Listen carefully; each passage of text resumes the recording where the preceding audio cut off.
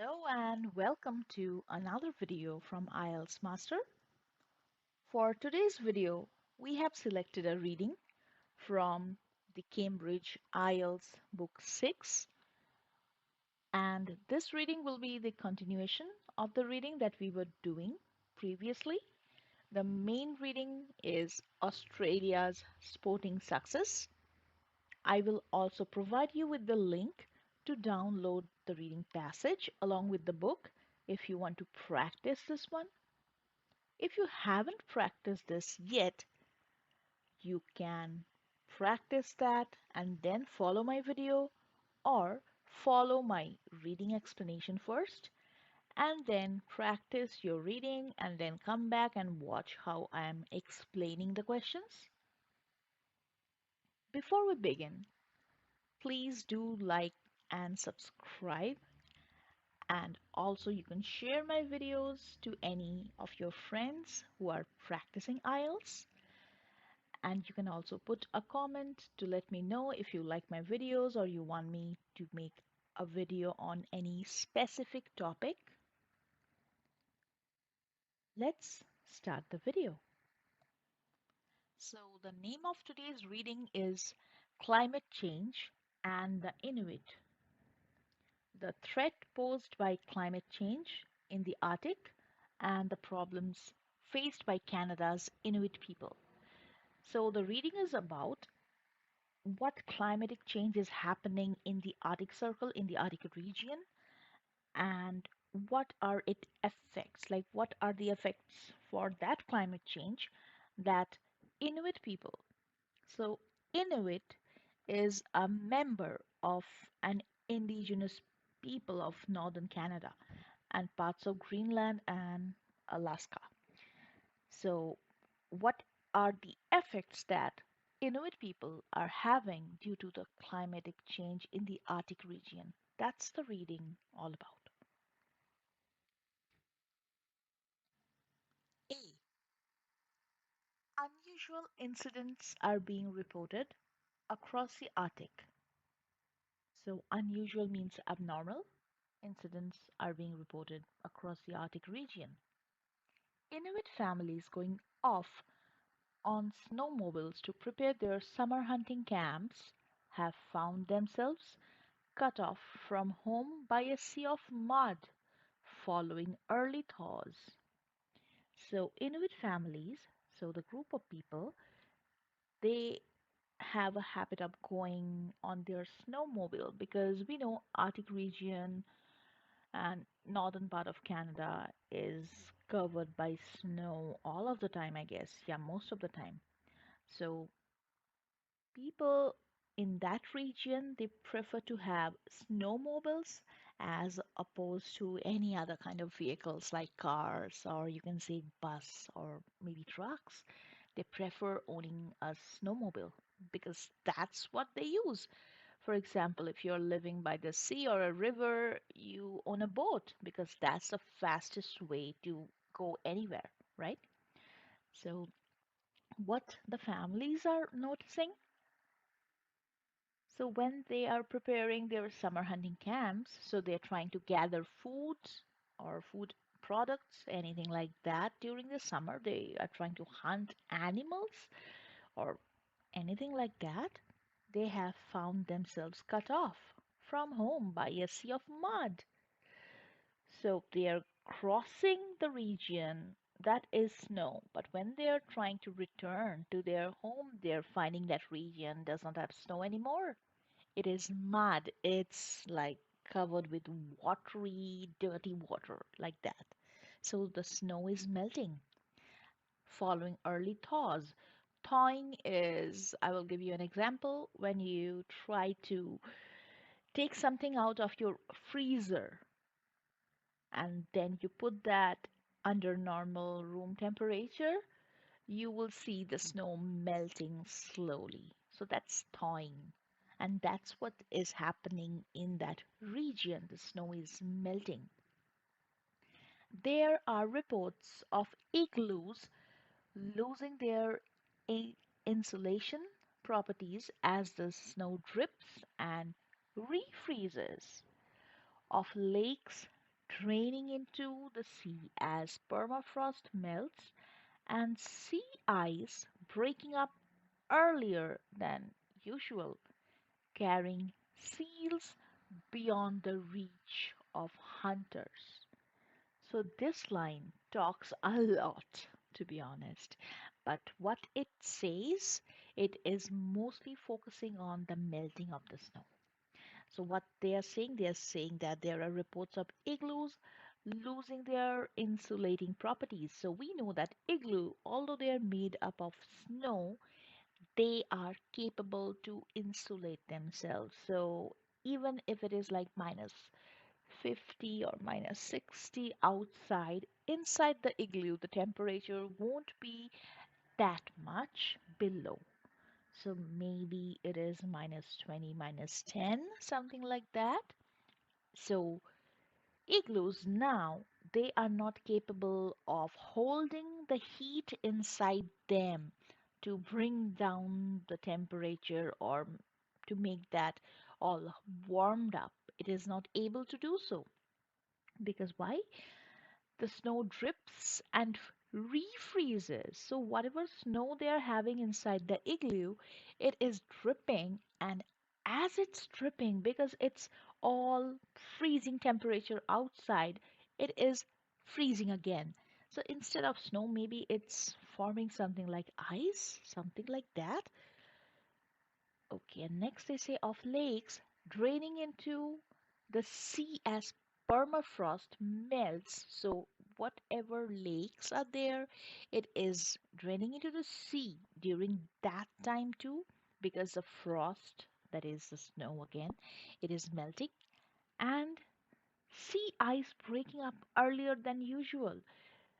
So sea ice or anything that is frozen in sea, they are breaking up earlier than usual. So maybe there is a time period when they do this or when this phenomena happens, but this is happening much earlier, carrying seals beyond the reach of hunters. So the seals are in sea or maybe in the rivers, but due to the melting, the seals are going really far, far from the place where the hunters are living or they are hunting. Climate change may still be a rather abstract idea to most of us, but in the Arctic, it is already having dramatic effects. If summertime ice continues to shrink at its present rate, the Arctic Ocean could soon become virtually ice free in summer. So now we are talking more about the climatic change. And climatic change, they are saying, may still be rather abstract idea because, yeah, there are some group of people who don't believe in that. Some do. Some say that we will see when it happens. So they feel that it's not happening yet. So that's the reason they say it's abstract. There is no concrete example as opposed to that abstract idea. So in the Arctic, there is already this thing happening. So, climate change, or maybe the effects of the change, is happening. And then they say that if this is happening in the summertime, if this is happening, then the Arctic Ocean could soon become virtually ice free in summer. So, if that melts so sooner than it is expected to be, then Arctic will be ice free. It will be just like any other ocean that you can see. The knock-on effects are likely to include more warming, cloudier skies, increased precipitation, and higher sea levels. So the effects that they are saying will be including more warming, that is, temperature will be rising, it will be hot, cloudier skies, cloudier skies, it will be gloomy, it will be overcast. Increased precipitation, yeah, if it is cloudy, it will be raining. We know that, right?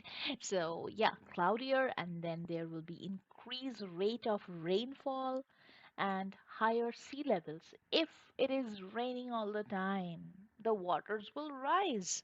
Like one thing is linked with the other. If it is warm, then like if you have read what happens when it is too much hot, all water is evaporated or water gets evaporated and then it reaches in the sky and then clouds are formed and then it rains and then the sea levels or any water body, the water level rises. So that is the only thing that is being said in this line.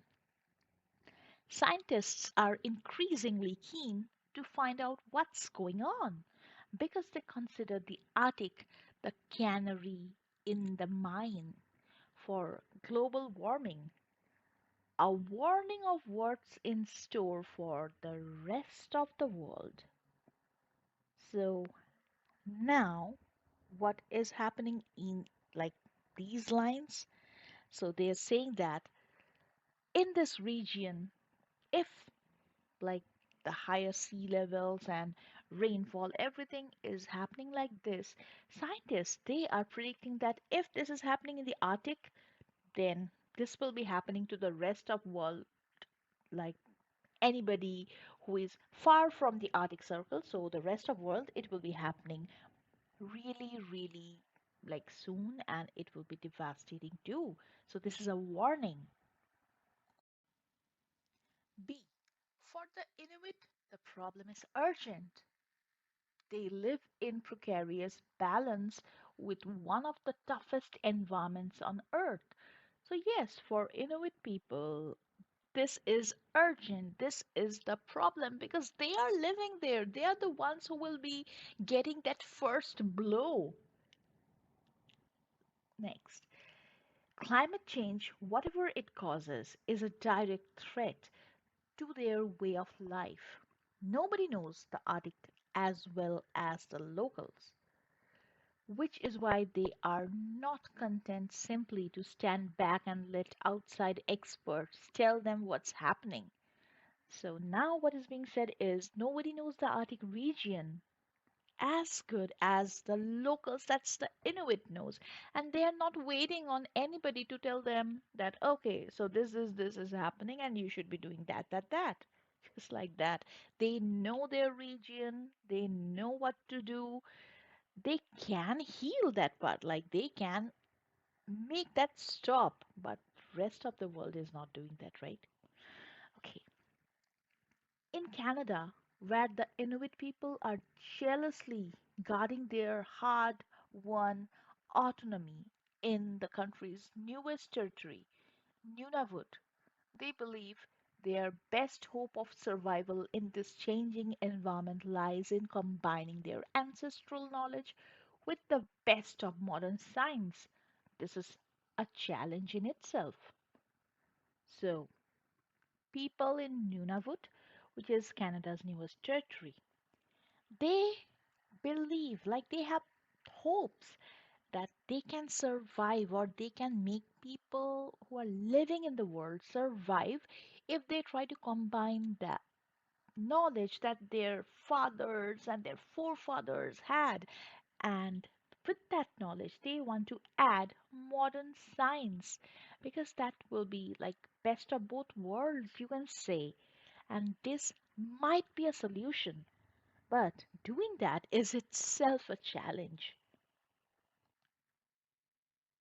See, the Canadian Arctic is a vast, treeless polar desert that's covered with snow for most of the year.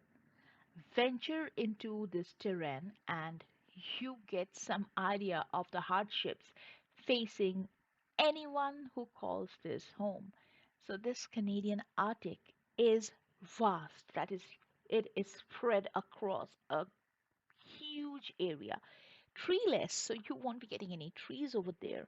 It's kind of a desert, but it has snow instead of sand on it. And then they say that if you're trying to travel, that's like venturing, if you're trying to explore that terrain, so that's the area, you will get some idea that what people face on their daily life. Like They have issues with traveling, they have issues with gathering food, and so on. Farming is out of the question, and nature offers meager pickings. So they are saying that farming is not an option. And nature, they just offer like tiny, tiny things, like maybe something that is kind of a tree that grows a fruit that is only available in winter, and that fruit is maybe one or two trees, just like that. Humans first settled in the Arctic a mere 4,500 years ago, surviving by exploiting sea mammals and fish. So they are saying that humans who came and tried surviving, they depend on the mammals and fish. So they exploited sea, means they tried to get their food from water or water bodies. The environment tested them to the limits. Sometimes the colonists were successful, sometimes they failed and vanished. But around 1,000 years ago, one group emerged that was uniquely well adapted to cope with the Arctic environment. These two people moved in from Alaska, bringing kayaks, sledge, dogs, pottery, and iron tools. They are the ancestors of today's Inuit people. So now we are talking about who were the forefathers of the Inuit people. These were the people who came up and they got their own tools, their animals, every single thing, and they moved in Alaska and they settled there. D. Life for the descendants of the two people is still harsh. Nunavut is 1.9 million square kilometers of rock and ice and a handful of islands around the North Pole. It is currently home to 2,500 people, all but a handful of them indigenous Inuit. So, these lines are telling us that what's the population in Nunavut? And again, they are also letting us know that how many people among them are Inuit. Over the past 40 years, most have abandoned their nomadic ways and settled in the territory's 28 isolated communities, but they still rely heavily on nature to provide food and clothing. So they are saying that over the last 40 years, most have left their nomadic ways like hunting, living in the igloos, those ways. They have left those ways and they have tried to settle down in 28 isolated communities, but they still have to rely because of the area. It is covered with snow, so they have to rely on nature for food, clothing, and so on. Provisions available in local shops have to be flown into Nunavut on one of the most costly air networks in the world, or brought by supply ship during the few ice-free weeks of summer. So whenever they try to import something, they have to bring that via air or water only during some of the summer days when it is ice free. So it is always cold over there. It would cost a family around £7,000 a year to replace meat they obtained themselves through hunting with imported meat. So now, if they try to stop hunting, it will cost them £7,000 a year to replace the meat. So that would be a huge blow on the people. Economic opportunities are scarce, and for many people, state benefits are their only income. So jobs are really less scarce, so less, really less. And for many people, whatever the state provides them, maybe with any fund or they provide them with any financial assistance. That's the only way they earn. E. While the Inuit may not actually starve if hunting and trapping are curtailed by climate change, there are there has been certain impact on people's health. Obesity, heart disease, and diabetes are beginning to appear in people for whom these have never before been problems. So they are again having some health issues.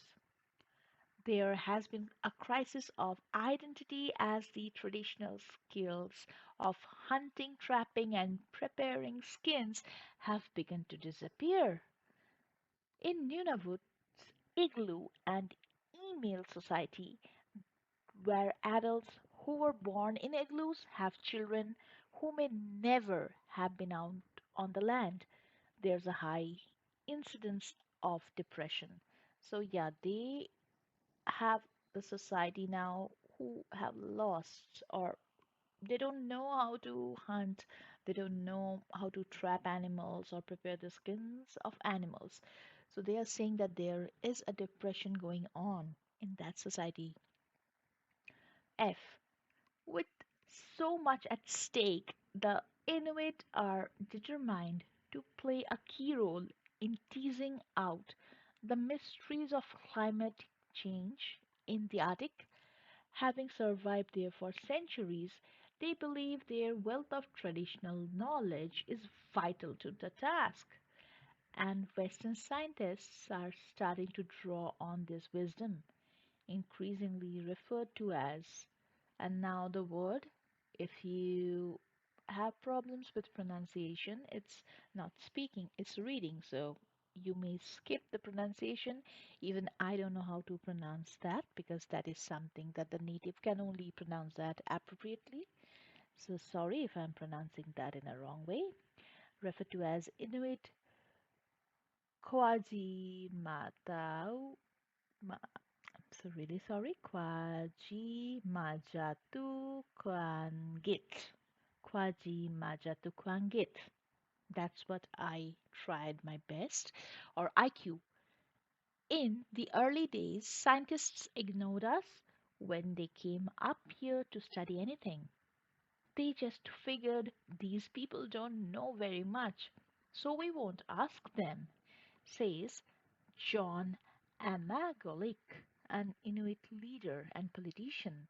So what they are saying that whenever scientists they came, they only focused on their studies and they never made or they never like talked with any Inuit people over there because the scientists they felt that these people may not be having the knowledge that is required for the scientific research.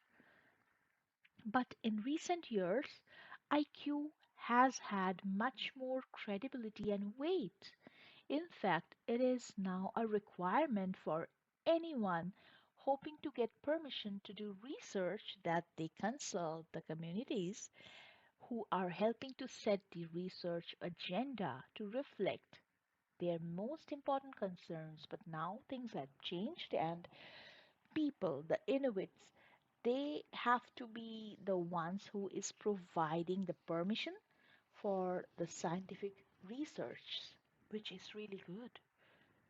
They can turn down applications from scientists they believe will work against their interests or research projects that will impine too much on their daily lives and traditional activities, which is really good. Like they have the power to approve or deny.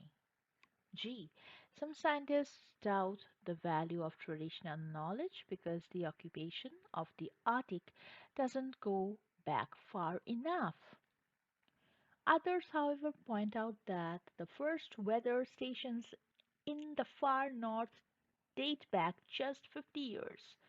There are still huge gaps in our environmental knowledge, and despite the scientific onslaught, many predictions are no more than guesses. IQ could help to bridge the gap and resolve the tremendous uncertainty about how much of what we are seeing is natural capriciousness and how much is the consequence of human activity. So, although there has been some kind of like going back and forth with how much does Inuit or the people over there know, but what now it is being focused on that IQ, that is a group of people, they can help us to bridge the gap. Like what is man made and what is a natural cause, a natural calamity. They can distinguish or they can help us to understand that. And that's what is also really, really important. So, if you have already practiced the reading, go ahead and you can pull up your answer sheet where you have written the answers and we can follow along as I'm explaining. You can go ahead and see why the questions you had wrong answers were wrong actually. So let's start explaining the first few questions. Reading passage 3, you should spend about 20 minutes on question 27 to 40, which are based on reading passage 3 on the following pages. Questions 27 to 32. Reading passage 3 has 7 paragraphs A to G, and we have well seen the 7 paragraphs in reading passage, and we have also discussed what each passage says. Choose the correct heading for paragraphs B to G from the list of headings below. Write the correct number 1 to 9 in boxes 27 to 32 on your answer sheet. Now, they have provided us a list of headings for the passages A to G, and there are 9 headings. And now, for these kind of headings, sometimes it is really tricky because maybe 2 or 3 headings they sound similar. So, the thing that we try to do is elimination. Elimination is something that whenever you are selecting one answer, you are eliminating that answer from the option for the next set of paragraphs or the remaining paragraphs. Sometimes you can also skip one passage because it might be a difficult heading and the next passage heading can be like simple. So if you try to do that and eliminate the simple headings as you are solving, this becomes more and more easier because at the end you will be left with maybe 3 to 4 tough headings or maybe even less than that because in the exam you won't be getting that much difficult headings or maybe the titles, anything that is complicated. So let's just see what are the headings and what they say. First, the reaction of the Inuit community to climate change. Okay. Second, understanding of climate change remains limited. Third, alternative sources of essential supplies. Fourth, respect for Inuit opinion grows. Fifth, a healthier choice of food, which looks like simpler in terms of heading though. Sixth, a difficult landscape. Again, it looks somewhat simpler because we have already read about a difficult landscape.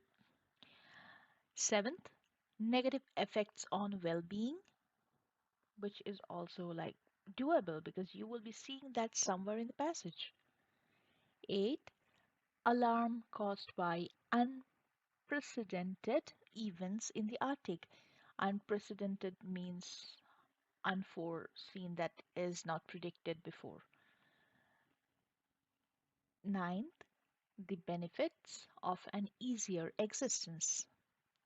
So having these all headings, now let's try to see what example they have given. And the best thing about this example is you can straightway eliminate the option Roman 8 because that is already selected.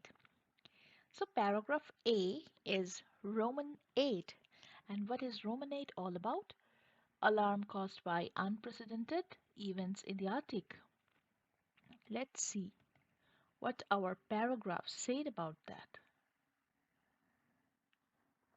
Unusual incidents. Unusual, and the question had unprecedented. Unusual means which is not usual. Unprecedented means which has not been seen before. It cannot be predicted. Whatever has been seen can be predicted. What is not cannot be. So that's how they tried to use the vocabulary. So unusual incidents are being reported across the Arctic. Inuit families going off on snowmobiles or snowmobiles to prepare their summer hunting camps have found themselves cut off from home by a sea of mud following early thaws. So, this incident that is being said in here is caused by some unprecedented events. That is a thaw that is happening. The early thaw is the unprecedented event that they are talking about. So, that's the reason why, example, the paragraph A will be having this answer Roman 8. And for this one, you can just put a cross mark next to this answer because you know that's already done. Next will be para B. So if we go to para B, let's see what para B says. For the Inuit, the problem is urgent. So they are talking about something, and the problem is really, really like an emergency. They live in precarious balance with one of the toughest environments on Earth. So they are also talking about how they live. Climate change, whatever its causes, is a direct threat to their way of life. So they are talking about what is happening due to the climate change, right? Next, if we try to read the following lines, we will know which heading it is actually being talked about. So, nobody knows the Arctic as well as the locals, which is why they are not content simply to stand back and let outside experts tell them what's happening.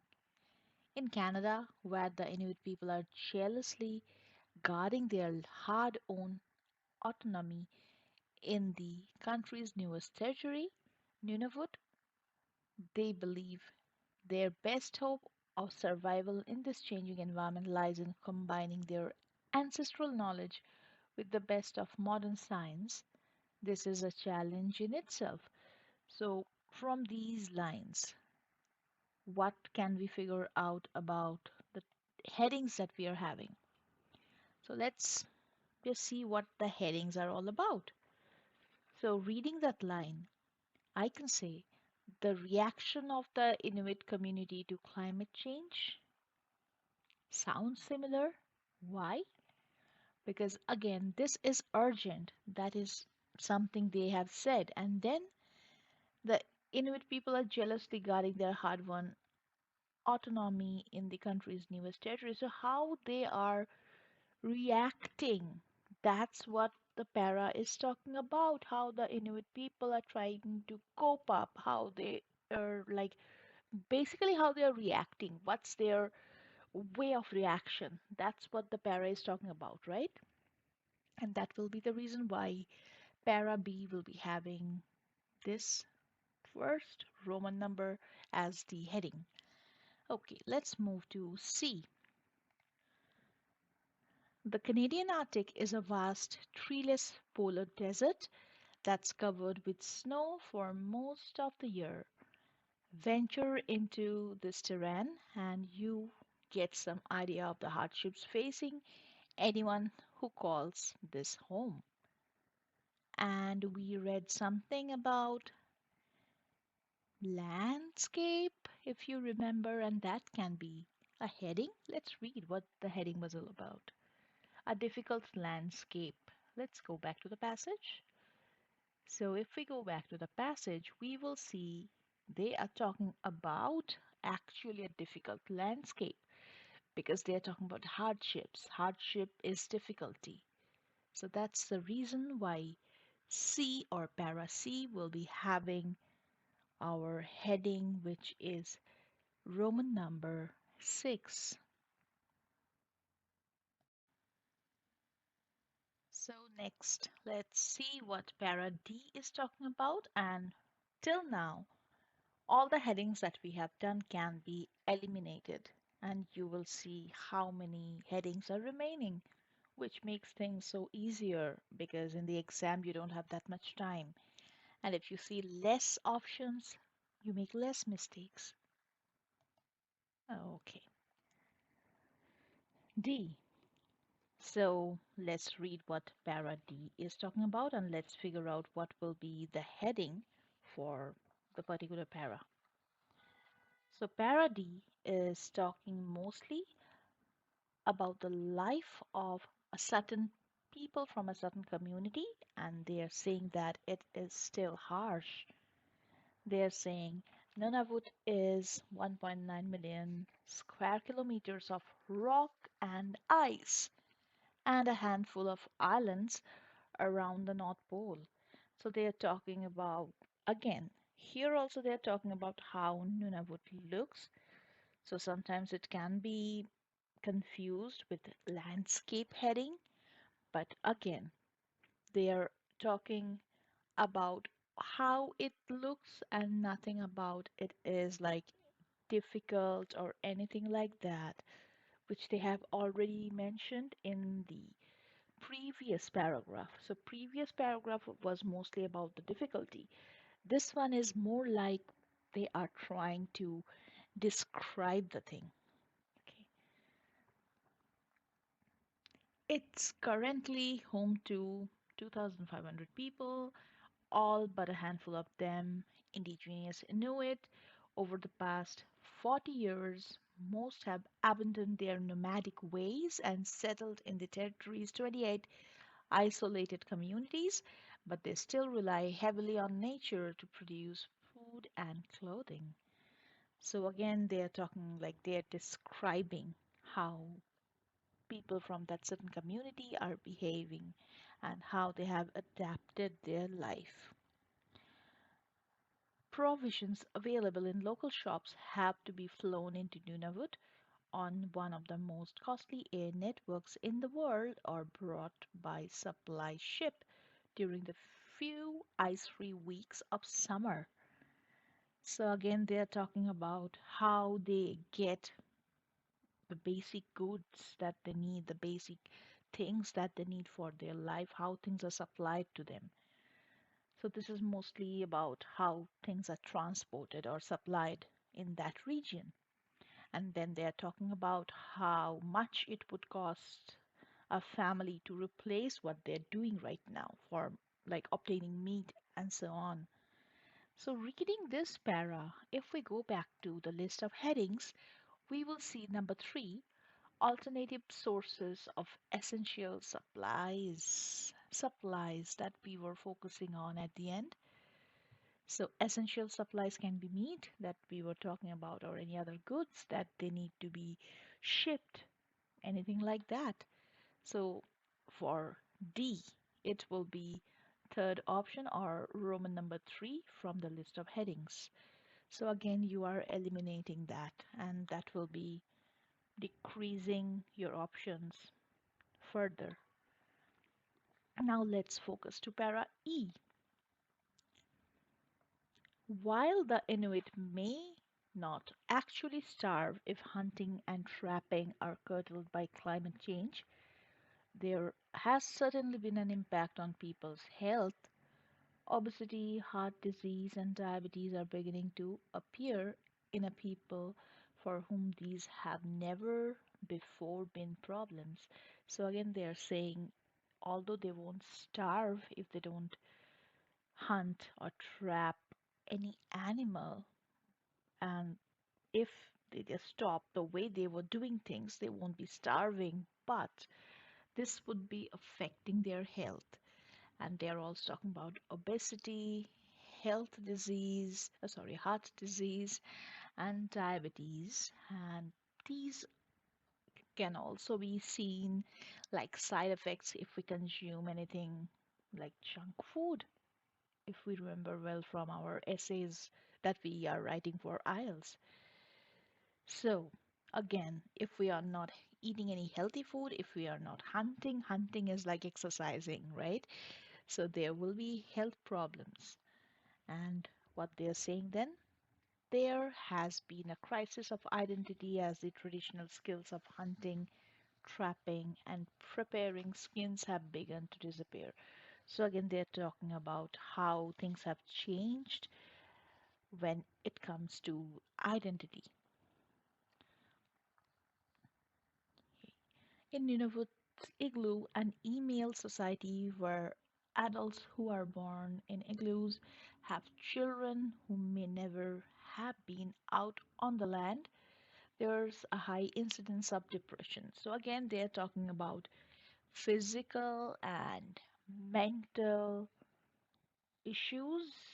Depression is kind of a mental issue, and physical issues because they are talking about obesity, they are talking about heart disease, they're talking about diabetes. So if we check the list of headings, we will see seventh, negative effects on well-being, because mental, physical well-being they're talking about in that passage. So again, we will be eliminating Roman number 7 because that's the answer for paragraph E. Next, let's read paragraph F. With so much at stake, the Inuit are determined to play a key role in teasing out the mysteries of climate change in the Arctic. So, again, there is so much to lose. So, the Inuit will try to save possibly everything. That's the first line is talking about.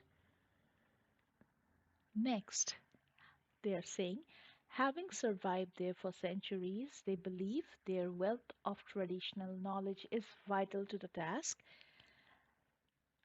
Now, if you are living somewhere, you will be having the knowledge of that place, and same is happening with Inuit.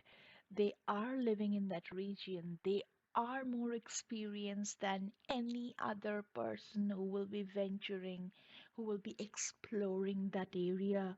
So they will be differences, like there will be differences between opinions, between the point of views, between reasoning.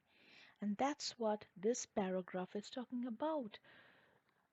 Next, and Western scientists are starting to draw on this wisdom, increasingly referred to as IQ. And then they said that what happened in the earlier days, but now they have to take permissions or they have to consult with the communities. So, in this paragraph, it is being like more and more focused that the community people or the people in the community, their knowledge, their way of handling things, or you can say their way of thinking, their point of view is considered as an important factor.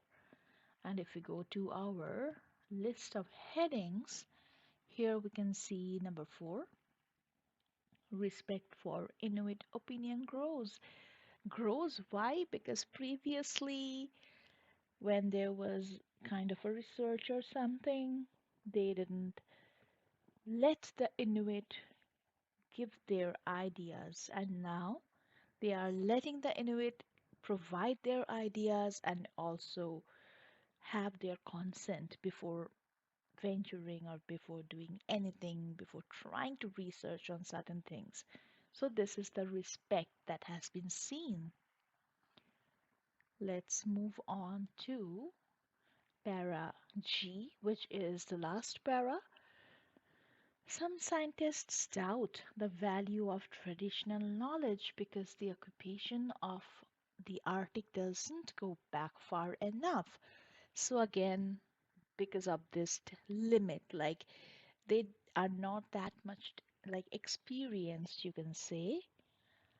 Next, others, however, point out that the first weather stations in the far north date back just 50 years. There are still huge gaps in our environmental knowledge, and despite the scientific onslaught, many predictions are no more than best guesses. So again, there is no basis for the conclusion, there is no basis for the reasoning, there is nothing like reasoning. It is more and more guessing, like guessing game, you can say. IQ could help to bridge the gap and resolve the tremendous uncertainty about how much of what we are seeing is natural capriciousness and how much is the consequence of human activity. So, this knowledge can be used. That's what this para is only talking about. But this knowledge is not that much, it is not a vast knowledge. So, if we head back to our list of headings, number two, understanding of climate change remains limited because 50 years, that's a time limit that they have given. And that is the reason that Roman 2 will be the answer for paragraph G. So we are done with the first set of questions and let's move on to the next set. So there comes a reading passage that we just explained, and then we will be having our fill up the blanks. Questions 33 to 40. Complete the summary of paragraphs C and D below. And this is something that I really like if this has been mentioned in the IELTS exam. They are just specifying that we need to focus on this like two paragraphs only. And this eases every single thing. You don't have to search because 33 to 40 is just like last 10 minutes, or maybe for some it's like last 20 minutes. And at that time, you need to review your answer script, that whether you have mistakenly misspelled something or anything like that. And if they are giving you specific location that these will be in para C and D, you know that you have hit the jackpot because all the answers will be there, will be in those two paragraphs. That's it. Don't look any further. And just keep an eye if you have these instructions or not, because sometimes students they missed these instructions and they have ended up searching the whole reading passage because again the last moments, like the last few minutes, are crucial and they try to scan everything quickly, so these can be missed quite easily. And again, they have mentioned the same in this line, sometimes they may not, so just keep an eye. Okay. Choose no more than two words from paragraphs C and D for each answer. Write your answers in boxes 33 to 40 on your answer sheet. So again, the limit, not more than two words, is something we need to focus on. Sometimes you may feel that, oh, the para is showing me the answer that is three words or something. Try to truncate that, try to make that small.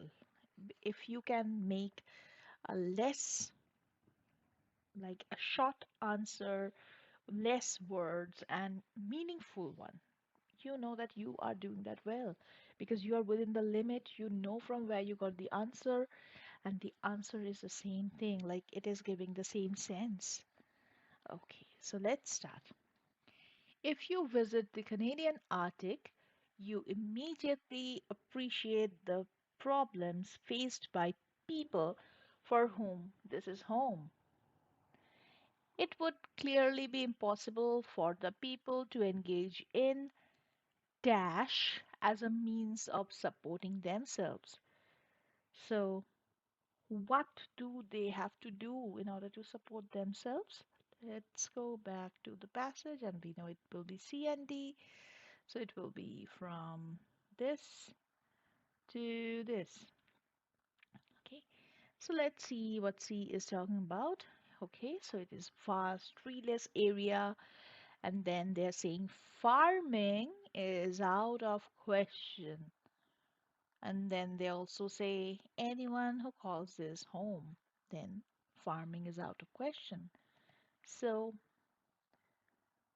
anyone who calls this home, and then it would clearly be impossible, that is out of question, for the people to engage in farming. Farming will be the answer for this one. Okay, so next, for thousands of years, they have had to rely on catching dash and dash as a means of sustenance. So next, let's see what it is being talked about. Thousands of years. So humans first settled in the Arctic a mere 4,500 years ago, so thousands of years, surviving by exploiting sea mammals and fish. So two words, sea mammals, and then we have the sand, and then one word, fish. So it will be rely on catching sea mammals and fish as a means of sustenance.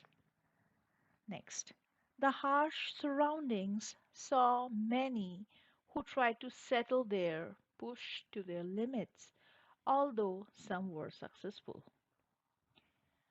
The Dash people were an example of the latter, and for them the environment did not prove unmanageable. Let's go back and see. The environment tested them to their limits. Some of the colonists were successful, sometimes they failed and vanished, but around 1,000 years ago, one group emerged that was uniquely well adapted to cope with the Arctic environment. And now these Thule, or however they pronounce themselves, so these people, Thule, and we will be putting the Thule, and then people were an example of the latter, and for them the environment did not prove unmanageable because they had their own tools and everything that we read. Okay, for the present inhabitants, life continues to be a struggle. The territory of Nunavut consists of little more than ice, rock, and a few dash. Let's go back to the passage. I can see rock and ice and a handful of islands around the North Pole. Let's go back to the question. Ice, rock, and a few here is handful or a handful of, and then a few islands. In recent years, many of them have been obliged to give up their dash lifestyle. So, next we have to check the paragraph and see what lifestyle they are talking about. It's currently home to this people. All but a handful of them are indigenous Inuit. Over the past 40 years, so recent years, most have abandoned their nomadic ways and settled in the territory's 28 isolated communities. So, in recent years, so that's the 40 years, many of them have been obliged to give up. So, give up is abandoning, that is leaving behind. And what they are leaving behind? They are leaving behind their nomadic ways. So, Dash lifestyle will be nomadic lifestyle. But they continue to depend mainly on Dash for their food and clothes. Let's go back to the para and see isolated communities, but they still rely heavily on nature to provide food and clothing. So that will be nature.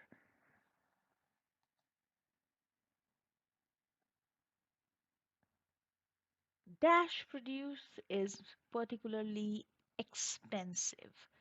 What is expensive? Till now, we didn't see anything like that. Provisions available in local shops have to be flown into Nunavut on one of the most costly air networks in the world. So now they're talking about something that is expensive or brought by supply ship during the few ice-free weeks of summer. So again, they're talking about bringing something inland. It would cost a family around £7,000 a year to replace meat they obtained themselves through hunting with imported meat. So whatever we are talking about in here is about getting things imported. So the answer for this would be imported produce is particularly expensive.